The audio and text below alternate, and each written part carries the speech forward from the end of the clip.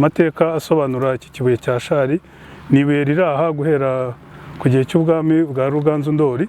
Ruganzu Ndoli ni umwami wategetse u Rwanda hagati y'imyaka 1510 kugeza mu 1543.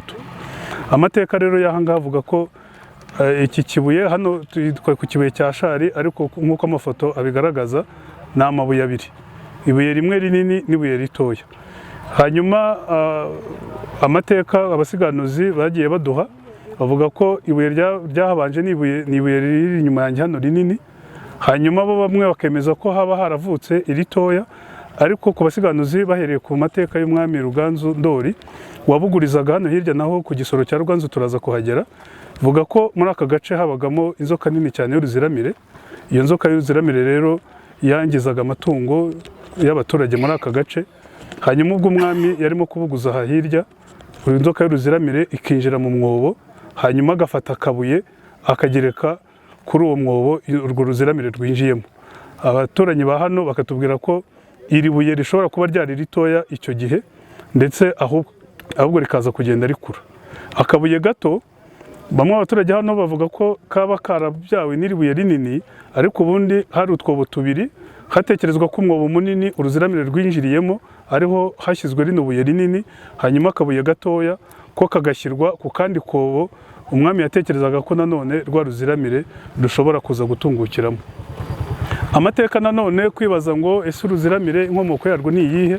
Abasiganuzi badusobanuriye ko uruziramire batekereza ko rushobora rwaraturukaga i Burundi, rushobora kuba rwaroherejwe mu kugira ngo rwimire umwami atazabasha kwambuka ngo ajye i Burundi, hanyuma akaza kurupfundikirira hano kugira ngo ibindi bitero byateganyaga gukora bikunde bizabe. Ni uko haje kuvuka Abanyarwanda bamwe hano bakatwemerera ko ibuye ritoya ryo rishobora kuba rikura, ibuye rinini rikaba ryarakuze rikareka, hanyuma ariko iri buye ritoya rikaba rigikura.